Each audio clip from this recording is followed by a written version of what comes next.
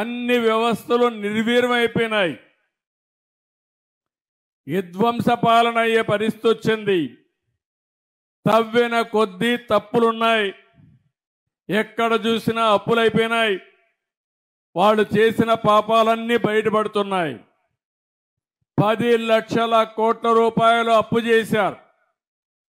మన ఊర్లో కూడా ఎవరైనా సరే తల్లిదండ్రులు కొంత ఆస్తి ఇస్తే ఆ ఆస్తిని కాపాడకుండా ఊరూరు తిరిగి అప్పులు చేసి ఎక్కడికక్కడ తాగడానికి తిరగడానికి ఖర్చు పెట్టేస్తే ఆ కుటుంబం ఎట్లయితే నష్టపోతుందో అదేవిధంగా ఈరోజు రాష్ట్రం కూడా ఉంది. ఇష్టానుసారంగా అప్పులు చేశారు. ఎన్ని పాపాలు చేయాలన్నీ చేశారు. ఎక్కడికక్కడ అవినీతి కార్యక్రమాలు చేశారు. కడాన రాష్ట్రం అయితే దివాలా తీసి ఈ నెల జీతాలు ఇస్తామా లేదని భయపడే పరిస్థితి వచ్చింది. ఇంత మును పాలనలో మీరు చూశారు, నెలవారీగా జీతాలు ఇచ్చేవారు కాదు, ఎక్కడెక్కడో అప్పులు తెచ్చేవాళ్ళు. కడాన మద్యపానాన్ని కూడా మద్యపాన నిషేధం అని చెప్పిన పెద్ద మనుషులు దాన్ని కూడా తాకట్టు పెట్టి 25 సంవత్సరాలు తాకట్టు పెట్టి డబ్బులు తెచ్చి ఖర్చు పెట్టేశారు. కడాన ఎంఆర్ఓ ఆఫీసుల్ని హాస్పిటల్ కూడా తాకట్టు పెట్టి అప్పు తీసుకొచ్చే పరిస్థితికి వచ్చారు. ఇలాంటి చాలా దుర్మార్గమైన కార్యక్రమాలు చేసే పరిస్థితికి వచ్చారు. అందుకే నేను ఒకటే చెప్పాను, ఆ రోజు నేను చెప్పింది ఇవన్నీ కూడా సిస్టమేటిక్గా చేసి నాకుండే అనుభవంతో మళ్ళీ రాష్ట్రాన్ని గట్టెక్కిస్తానని చెప్పా. 6 నెలలుగా నిరంతరం పనిచేశాం.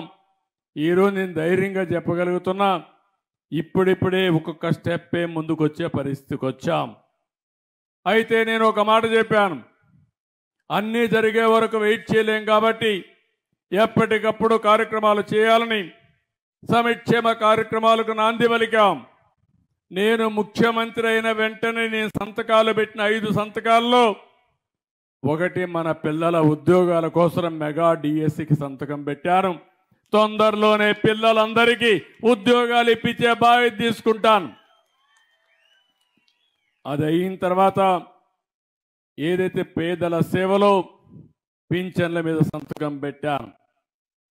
ఇంకో పక్కన చూస్తే అన్నా క్యాంటీన్లు, కడాన పేదవాడికి 5 రూపాయలకు తిండి ఉదయం కానీ మధ్యాహ్నం కానీ సాయంత్రం కానీ ఎవరైతే ఇంట్లో వస్తలేదో ఎక్కడన్నా బయట పోయి ఉద్యోగం చేస్తా ఉండి కూలి పని చేసుకుంటే నేరుగా అన్నా క్యాంటీన్కి పోతే 5 రూపాయలకే భోజనం పెట్టే కార్యక్రమానికి శ్రీకారం చుట్టాం. ప్రభుత్వాన్ని ఎవరైనా కూడా విమర్శిస్తూ పోస్టింగులు చేసినా లేదా ఫార్వర్డ్ చేసినా కూడా కేసులు పెట్టే అధ్వానమైన పరిస్థితులకి ఈరోజు చూస్తూ ఉన్నాం.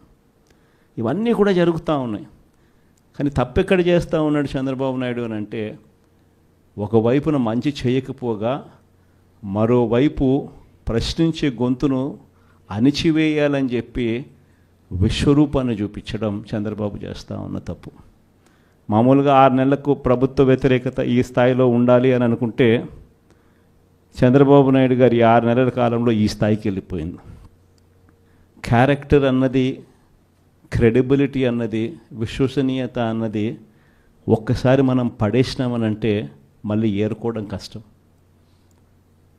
కష్టకాలంలో ఉన్నప్పుడే మనకు అదొక పరీక్ష. ఏ రోజైనా కూడా ఎల్లకాలం కష్టాలు ఉండవు. ఒక చీకటి వచ్చిన తర్వాత పగలు రాక తప్పదు. ఇది మనకు సృష్టి నేర్పిన రహస్యం. కాబట్టి ఖచ్చితంగా ఇది గుర్తుపెట్టుకోండి. కష్టాల్లో ఉన్నప్పుడు మనం గట్టిగా పోరాటం చేయగలిగితే మనం మళ్ళీ తిరిగి నిలబడగలుగుతామన్నది మాత్రం ఖచ్చితంగా గుర్తుపెట్టుకోండి. ఈ సంక్రాంతి తర్వాత నేను కూడా ఇక జిల్లాల బాట పడతాను. ఇనిషియలీ ప్రతి బుధవారము గురువారము బహుశా జనవరి నెలాఖరు నుంచి మొదలు పెడతాను అనుకుంటున్నా. ప్రతి వారం బుధవారం గురువారం నేను కూడా జిల్లాల్లోనే పడుకుంటా. ప్రతి పార్లమెంటు ఒక యూనిట్ కింద తీసుకొని నేనే అక్కడికి వచ్చి నేనే బస చేస్తా. బుధవారం అంతా కార్యకర్తలతో 3 కాన్స్టిట్యున్సీసు, గురువారం అంతా మరో 4 కాన్స్టిట్యున్సీసు కార్యకర్తలతోనే మమేకమయ్యే కార్యక్రమాలు, పూర్తిగా కార్యకర్తలకి కేటాయింపు చేసే కార్యక్రమాలు చేస్తాం. సో అక్కడే ఉంటూ కార్యకర్తలతో మమేకమవుతూ కార్యకర్తలతో తోడుగా ఉండే కార్యక్రమం, కార్యకర్తలకు దగ్గరయ్యే కార్యక్రమం కూడా చేస్తాం. దాంట్లో భాగం కూడా ప్రోగ్రాంలో పేరు కూడా కార్యకర్తలతో జగనన్న, పార్టీ బలోపేతానికి దిశానిర్దేశం అనే కార్యక్రమం పేరు కూడా పెట్టి ముందుకు తీసుకొని పోతాం. ఆ ప్రోగ్రాం ఎజెండా, ముఖ్య ఎజెండా ఏమవుతుందనంటే మండలి స్థాయి కల్లా కమిటీలు ఆ లోపలనే ఫామ్ చేయమని చెప్పి మా వాళ్ళందరికీ చెప్పా. జిల్లా అధ్యక్షులకి, సెల్స్కి సంబంధించిన అధ్యక్షులను, పార్టీ పటిష్టత కోసం వీళ్ళన్నీ కూడా ఇప్పుడే కమిటీస్ అన్నీ కూడా ఫామ్ అవుతూ ఉన్నాయి. వీళ్ళందరికీ ఇచ్చిన ఆదేశాలు ఏమిటంటే మండలి స్థాయి కల్లా, నా ప్రోగ్రాం స్టార్ట్ అయ్యే టయానికల్లా మండలి స్థాయి కల్లా పూర్తిగా అన్ని కమిటీస్ ఫామ్ చేసేయండి అని చెప్పిన. అంటే జిల్లా స్థాయి, నియోజకవర్గం స్థాయి, మండలి స్థాయి. ఆ తర్వాత నా ప్రోగ్రాం స్టార్ట్ అయ్యేసరికి మండలి స్థాయి నుంచి గ్రామ స్థాయికి పార్టీ వ్యవస్థను బలోపేతం చేసే దిశగా పుష్ చేద్దాము అని చెప్పి నా ప్రోగ్రాంలో పెట్టే కార్యక్రమం చేస్తూ ఉన్నాం. నెక్స్ట్ కార్యక్రమం ఎలా ఉండాలి అని అంటే బూత్ కమిటీస్ దగ్గర నుంచి గ్రామ కమిటీస్ దాకా నేను నా ప్రోగ్రాంలు స్టార్ట్ అవుతే పుష్ చేస్తాం.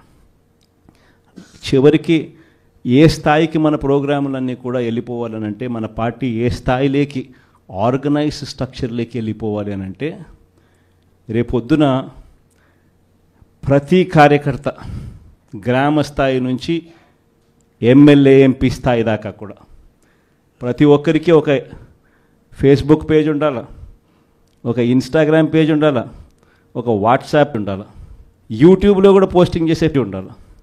ఎక్కడ ఏం జరిగినా కానీ టకాన్ తీయడం, పెట్టడం, ఏం చేయాల్సిన పనుల జరుగుతూ ఉన్న అన్యాయాన్ని తీయడం, పెట్టడం. ఏ లెవెల్ ఆఫ్ రెవల్యూషన్ జరుగుతుందనంటే ఒక సంవత్సరం, ఈ నుంచి ఒక సంవత్సరం పోయిన తర్వాత గ్రామంలో చంద్రబాబు నాయుడు గారిని, తెలుగుదేశం పార్టీని క్వశ్చన్ చేస్తూ ప్రతి ఇంట్లో నుంచి వాయిస్ రావాలి. అది మనం చేయాలి, మన కార్యకర్తలతో మనమంతా కలిసికట్టుగా చేయించాలి.